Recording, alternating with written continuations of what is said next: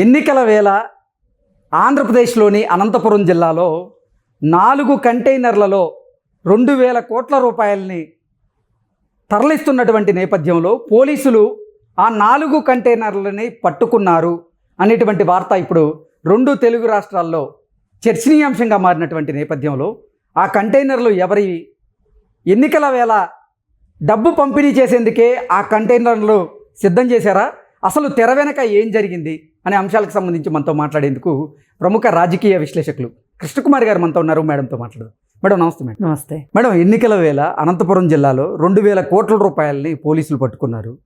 ఆ డబ్బులు ఎక్కడవి? ఎన్నికల్లో పంపిణీ చేసేందుకే ఆ డబ్బుల్ని సిద్ధం చేశారా? అసలు తెర వెనక ఏం జరిగింది అంటే ఏం చెప్తారు? అవి మట్టుకు అక్కడ కలెక్టరు పోలీసులు క్లీన్ చిట్ ఇచ్చినట్లు ఆర్బీఐ డబ్బులు అయితే మట్టుకు నాకు అనిపించట్లా. ఆర్బీఐ కోసం వస్తున్న డబ్బులు, హైదరాబాద్ ఆర్బీఐ కోసం వస్తున్న డబ్బులు అంటే మట్టుకు నాకు నమ్మకం లేదు.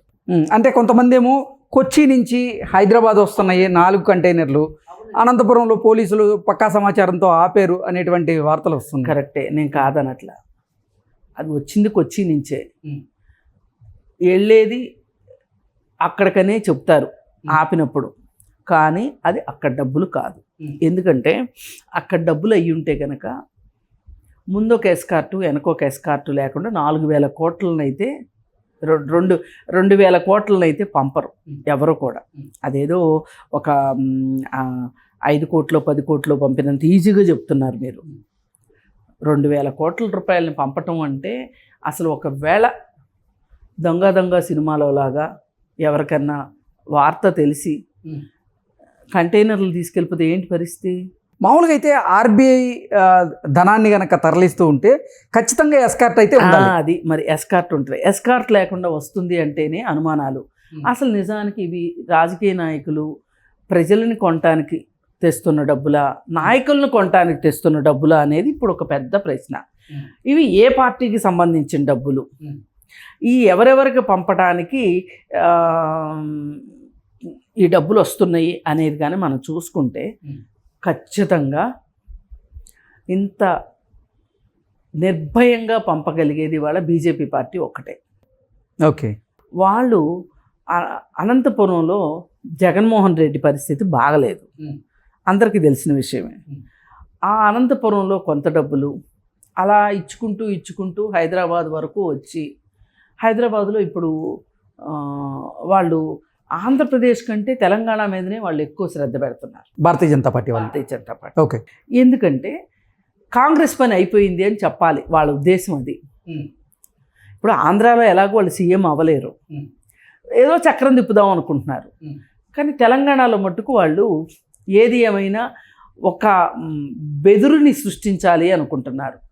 అంటే కాంగ్రెస్ పార్టీ ఏదో గాలివాటున అధికారంలోకి వచ్చింది, ఈ వచ్చిన అధికారాన్ని అది నిలబెట్టుకోలేదు అనే ఒక సవాలు రేవంత్ రెడ్డి ఎన్నికైన రోజు నుంచి ఎదుర్కొంటున్నాడు.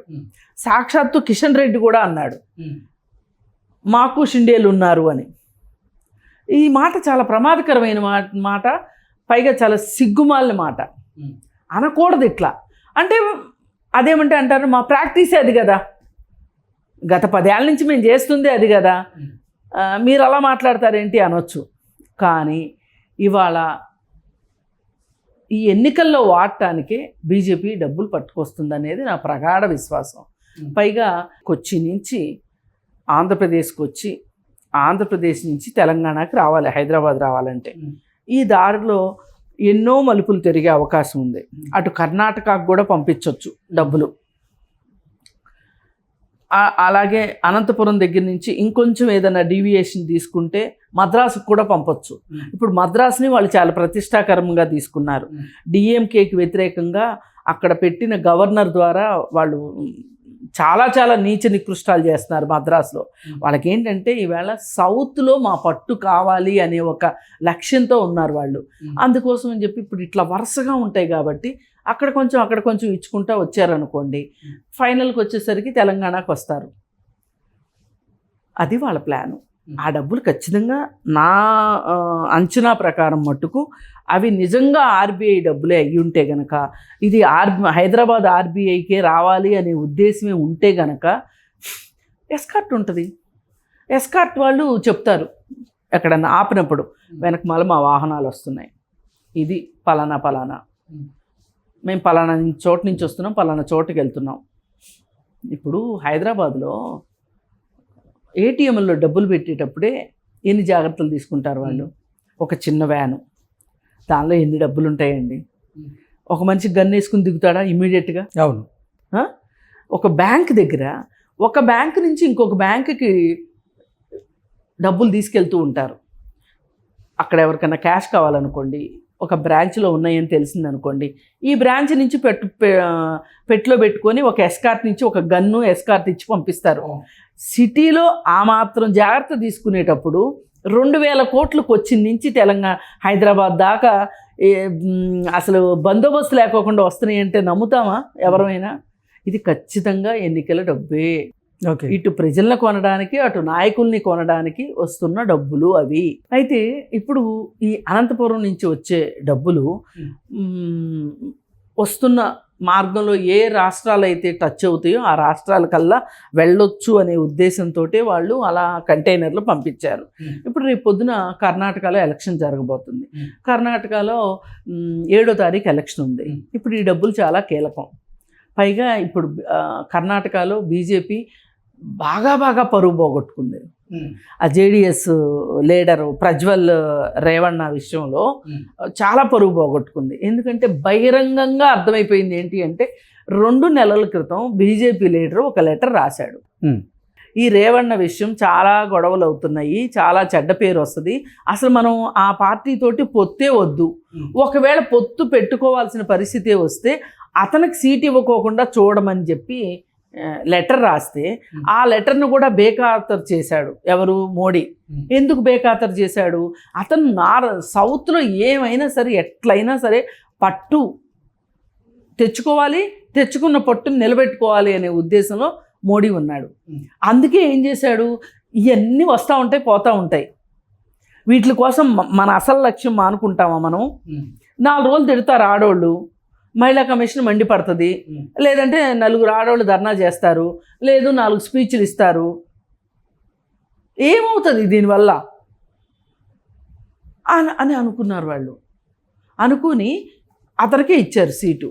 అందువల్ల కూడా ఇప్పుడు కర్ణాటకలో చాలా ప్రభావం పడబోతుంది మిగతా ఎన్నిక మీద. అయితే అందుకోసం అక్కడ కూడా మరి ఎక్కువ డబ్బుని డంప్ చేయాల్సిన అవసరం పడి ఉంటుంది. వాళ్ళు ఏదైతే బోర్డర్ ప్లేస్ చూసుకుంటారు వాళ్ళు, చూసుకొని ఇప్పుడు ఆంధ్రా నుంచి వస్తున్నప్పుడు ఎక్కడ కర్ణాటక టచ్ అవుద్దో చూసుకుని అలా వెళ్ళిపోయి పనిగానిచ్చేసుకుని ఇలా వచ్చేస్తారు అన్నట్లు వాళ్ళు ప్లాన్ చేసుకున్నారు. ఓకే. మనకి ఇంతలా అనుకోవడానికి కారణం ఒకటే, సెక్యూరిటీ లేకుండా అన్ని డబ్బులు బయటికి రావు. ఆర్బీఐ వాళ్ళు అంత అజాగ్రత్తగా అయితే పంపరు. ఎస్కార్ట్ లేకుండా అసలు పంపే సమస్య లేకుండా పంపరు. అవసరమైతే ఒక సందర్భాన్ని బట్టి ఇంత డబ్బు పంపిస్తున్నారు అన్నప్పుడు అత్యాధునికమైన టెక్నాలజీని ఉపయోగించి అయినా సరే వాళ్ళు ఇంకొంచెం ఎక్కువ సేఫ్టీ సెక్యూరిటీ తీసుకుంటారు తప్పితే ఇలా మటుకు గాలికి వదిలేసి దేవుడా నీదే అన్నట్లు పంపించరు డబ్బులు. అందుకని ఖచ్చితంగా దీని వెనక కుట్రే ఉంది, రాజకీయ హస్తం ఉంది. ప్లస్ ఇక్కడ మోడీ ఏం చేయాలనుకుంటున్నాడో బహుశా కొంత జగన్కు కూడా ఇవ్వచ్చు. ఓకే. జగన్ రాష్ట్రంలో నుంచి వస్తుంది కాబట్టి జగనే కదా సహకరించాలి, జగన్కు కూడా ఇవ్వచ్చు. ఇది పరిస్థితి. Okay. Okay madam, thank you.